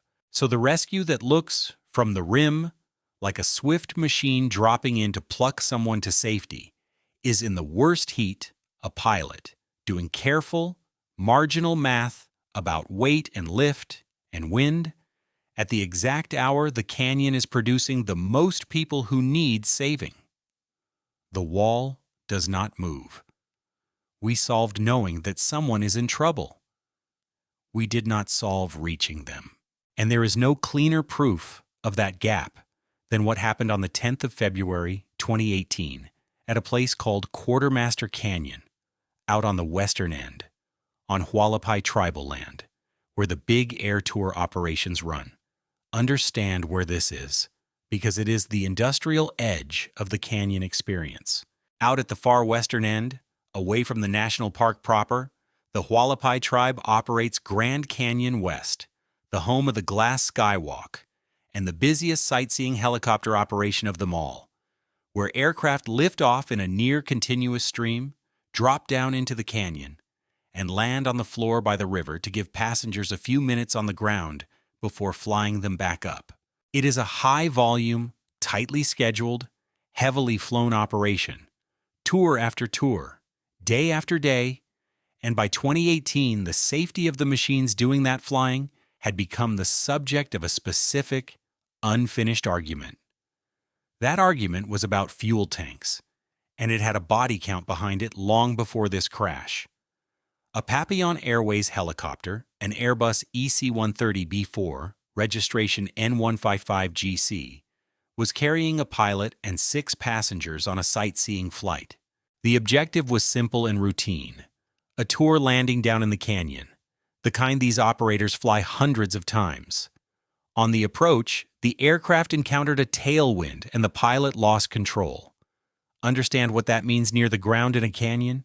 Because it is the same wind that grounds the rescue helicopters, now working on the tour instead. Helicopters like to land into the wind because the wind over the rotor gives them lift and control. A tailwind on approach takes that away. And in the gusty, swirling air that pours through and over these canyon landforms in the afternoon, a sudden shift can rob a helicopter of control authority in the last seconds, when there is no altitude left to recover. The same atmospheric machine that makes the canyon hard to fly into for rescue makes it hard to fly out of for tourism. And on that February afternoon, it took hold of N145GC at the worst possible moment. The National Transportation Safety Board investigated it as accident WPR18MA087 and issued its final report in January 2021. And the findings map with terrible precision onto everything this film has been telling you about the difference between knowing and reaching. The helicopter came down and there was a post-crash fire. And now start the rescue clock and watch every link. Recognition was instant. This is the thing we fixed, the thing 1956 and every disaster since drove us to build. The helicopter carried an emergency locator transmitter, and when it crashed, that beacon fired. And the Air Force Rescue Coordination Center registered the alert at 17:19 and 42 seconds, down to the second. We have become extraordinarily good at the first link in the chain. The system knew immediately that an aircraft was down and where. In 1869, it took weeks and a translated rumor to even guess what happened to 3 men. In 2018, the machine announced its own crash in seconds. But recognition is only the first link, and every link after it is still made of rock and distance and heat. Because the crash site sat at the bottom of the canyon, roughly 3,300 feet below the rim. The responders needed something like 45 minutes just to get there by air. And that is the good case, the case where aircraft can fly. And then daylight ran out. This was February, and the accident happened in the late afternoon. So much of the response unfolded in darkness, on the canyon floor, in winter, around a burning wreck.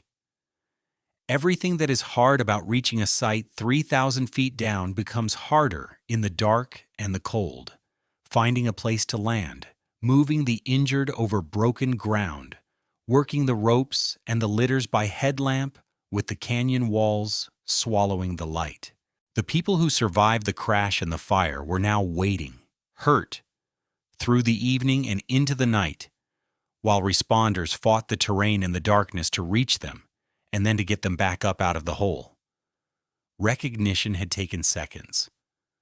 Reaching took the rest of the day and deep into the night. And the canyon spent every one of those hours doing what it does to the wounded. Knowing where the wreck was did nothing to shorten the vertical mile of air and the miles of ground between the injured and any hospital.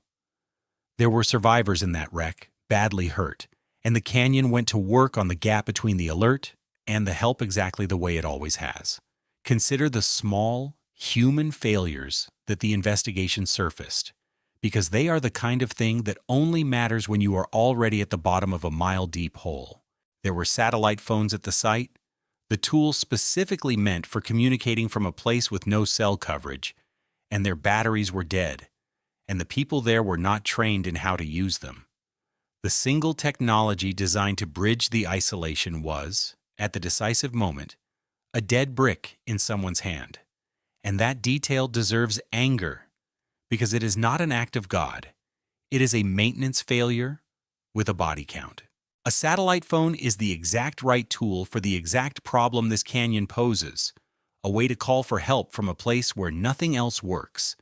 But a satellite phone is only a tool if it is charged, and if the person holding it knows how to use it.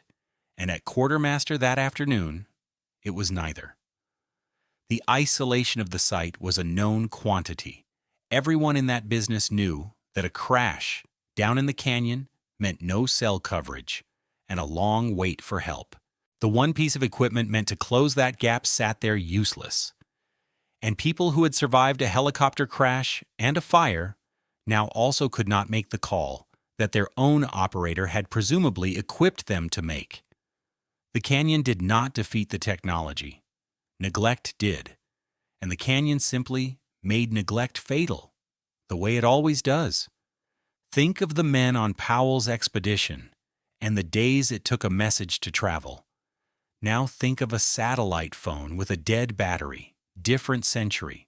Same fundamental problem. The distress could not get out fast enough to matter, and the aircraft itself made the injuries worse in a way that had a known fix nobody had required. The EC-130 in that configuration did not have a crash-resistant fuel system, the kind of fuel tank engineered to not rupture and not feed a fire in a survivable impact. Investigators and safety advocates had been pushing for those systems for years, because the grim pattern in helicopter crashes is that people survive the impact and then die in the fire. And the maddening part is that the fix was known and, on paper, required. Since the mid-1990s, new helicopter designs in the United States had been required to have crash-resistant fuel systems, tanks, and fuel lines built to stay intact and not spray fuel in a survivable crash. But there was a gap in the rule. Helicopters built to older type certificates, designs certified before the requirement, could keep rolling off the line and into service without the newer tanks. And a large share of the helicopters flying tours over the canyon were exactly those older designs. So the industry that flew the most passengers into the most unreachable terrain was, in significant part, flying aircraft that the safety experts already knew would burn in a crash the occupants might otherwise survive. The National Transportation Safety Board had been calling for this loophole to be closed for years. It was still open on the day N-155GC went down. Here there was a post-crash fire. The reaching was slow, and while it was slow, the fire did what fire does. The extraction of the seriously injured stretched from about 23:15 that night to just past 1 in the morning. Do the arithmetic on the human experience of that. The beacon fired at 17:19. The last of the seriously injured were not extracted until after 1 a.m., nearly 8 hours between the machine's instant announcement and the completion of the reaching, in the dark, in the canyon, with the terrain and the fire and the vertical mile all doing exactly what the geometry of this place has always done to the space between an emergency and its answer. 3 people died at the scene, and 2 more, a young British couple, Ellie Millward and Jonathan Udall, survived the crash and the extraction and later died of their injuries. 5 of the 7 gone. The system saw the crash instantly and still could not close the distance in time. That is the whole modern illusion in one accident. We have poured genius and money into recognition, into beacons and transmitters and coordination centers that light up the second something goes wrong. And the canyon simply moves the bottleneck one link down the chain to reaching, to the part made of distance and rock and heat and dead batteries and fire, the part no beacon can shorten. We solved knowing. We did not solve reaching. Powell's men could not get a message out and died. The Papillon passengers got the message out in seconds, and some of them died anyway, because between the message and the help stood the same mile of canyon that has always stood there. And then there is the version of this that needs no engine failure and no heat wave, the version that arrives under a blue sky. And it is where every thread in this film ties together into one knot. Go back to Havasu Canyon, to the blue-green water of the Havasupai. To the side canyon, the people who understood this place best were pushed into beginning in 1880. On August 22, 2024, a summer storm sat over the plateau above Havasu Creek and dropped rain at a rate of around 3 inches an hour onto ground that could not drink it. This is the flash flood mechanism from the very beginning of our story, now with names attached. And understand why a flood in a slot canyon is so much deadlier than the same amount of water anywhere else. Because it is pure geometry again. On open ground, 3 inches of rain spreads out and runs off in a broad, shallow sheet you could walk through. Funnel that same water into a narrow stone corridor with vertical walls, and it has nowhere to spread. So instead of getting wider, it gets taller and faster, stacking into a moving wall of water that can rise many feet in minutes and travel faster than a person can run. And it carries the desert with it, mud and rock and logs and boulders, so it is not clear water, but a churning brown mass, with the density to knock a person off their feet and sweep them away. Worst of all, it arrives from a storm the victim never saw, over the horizon, on the plateau. So a person standing in the sun by a beautiful blue-green creek gets no sky, no thunder, no warning that the walls around them are about to become a chute for a flood already on its way down. The water gathered off the high country and came down the slot toward the creek, and the National Weather Service saw it coming. Let me say that again because it is the heart of the tragedy. The forecast was correct. The National Weather Service issued warnings. The knowing worked. The problem, once again, was reaching. But this time it was the warning that could not reach the people in time, not the rescue. Because down in Havasu Canyon, 40 miles from the storm, deep in the rock, there is no cell coverage, no broadcast radio, no siren. A warning issued to the world at large cannot find a hiker standing in a slot canyon with the blue sky overhead and no way to receive it. And here's the detail that should make you angry because it made a lot of people angry. In July of 2024, 1 month before the flood, the Havasupai tribe had been granted $933,000 for a flood warning siren system, exactly the delivery mechanism that could push a warning down into the canyon where no signal reaches. It had not been built yet. The money existed. The system did not. And this is not some empty corner of the canyon where a few stray hikers wander. Havasu Canyon, with its famous blue-green waterfalls, is one of the most sought-after hiking destinations in the American Southwest, so popular that the tribe runs a permit lottery, and the reservation village of Supai draws thousands of visitors through the season, so remote that Supai is often described as the last place in the United States where the mail is still delivered by mule. That remoteness is the whole point, and the whole danger. There is no road to the village. Everything comes in and out on foot, by pack animal, or by helicopter. The same isolation that makes the place feel like a paradise, cut off from the world, is the isolation that means a warning issued on the rim has no wire, no tower, no siren, nothing to carry it the miles down the rock to the hundreds of people standing in the path of the water. So on August 22nd, the correct forecast, the working knowledge that a wall of water was coming, sat up top with no path down into the canyon to the people it was meant to save. The flood came. Satellite SOS messages from hikers in the canyon reached the park around 1:30 in the afternoon, and even those came in garbled, with confused and conflicting counts of how many people were hurt or missing, so the responders did not even have clean information to act on. This is the modern version of the distress that cannot get out cleanly, and it is worth seeing clearly.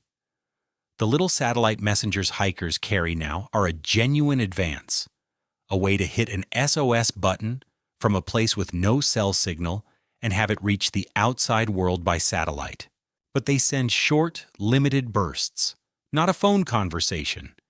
And when a dozen frightened people in a flooding canyon are all trying to report at once, what arrives at the other end is fragments, numbers that do not agree, locations that do not line up.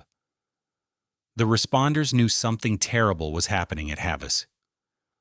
What they did not have was the one thing that lets a rescue be efficient: a clear picture of how many people, how hurt, and where. So they were building a response to an emergency they could only half see in weather that would not let them fly, while the water kept moving. The signal got out. The understanding did not, and the aircraft could not, and all three of those failures were happening at once, and the helicopters, the reaching, were grounded. because the same storm system that caused the flood made it unsafe to fly until a weather break opened around 4 in the afternoon. Read that sequence as a chain, and it is the entire film.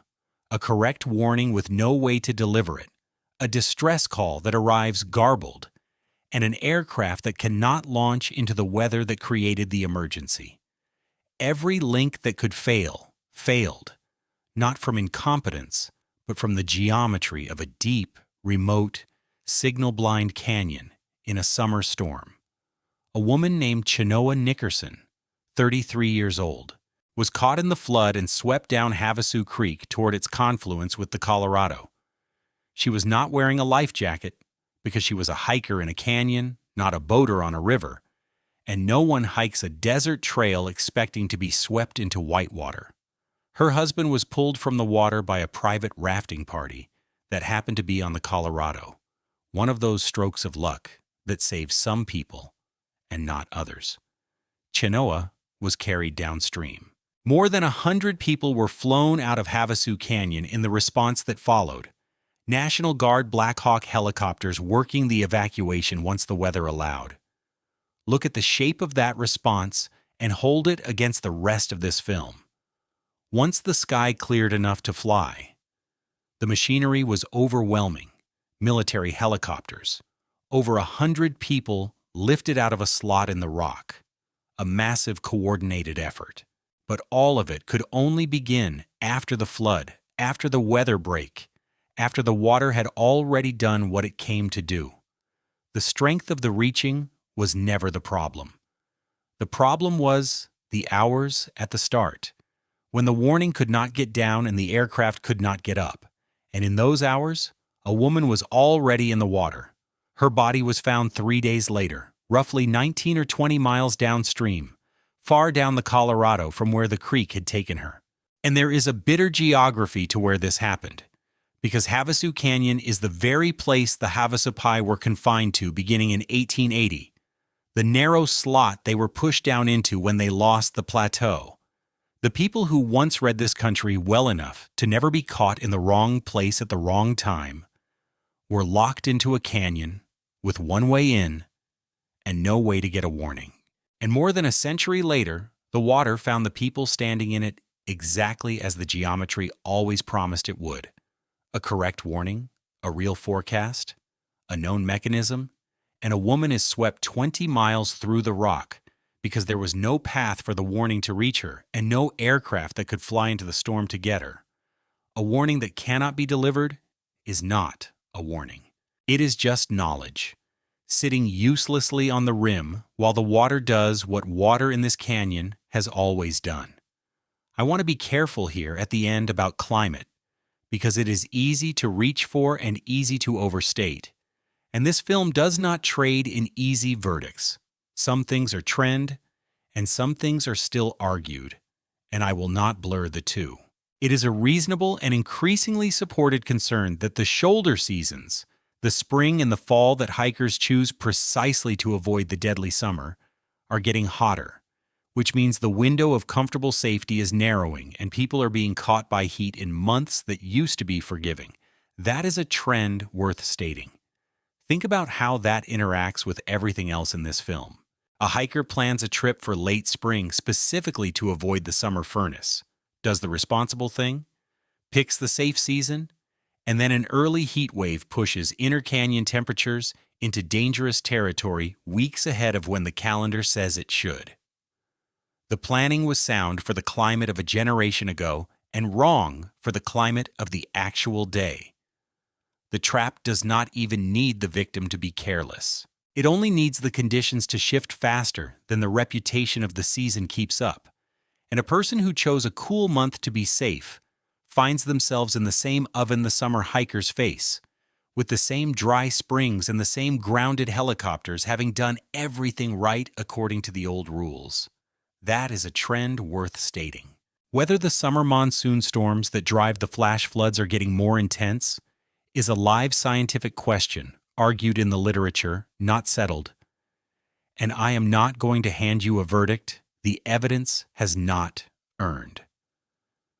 And I will not tell you that the dammed, reduced, controlled river is safer for being tamer, because the whole story of Crystal is the proof that a tamer river can hide a worse hazard. State the trend where there is a trend.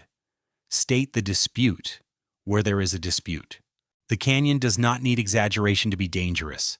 It has never needed our help with that. So let me close the loops, because I opened a lot of them, and I owe you everyone. Why did the men who left the river in 1869 die, while the men who ran the deadly rapid lived? Because the exit was the danger, and it always has been.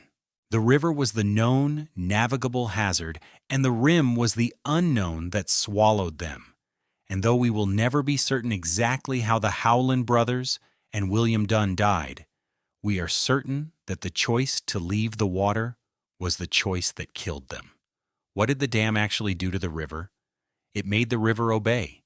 And in making it obey, it manufactured the worst rapid on it and then preserved that rapid intact until control slipped and the monster came out at flood.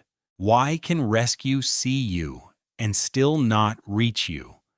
Because we solved knowing and we did not solve reaching.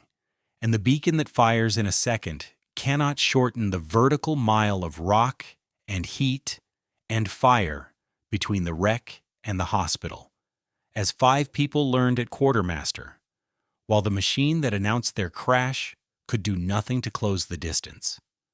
Why does the fittest person on the trail die first?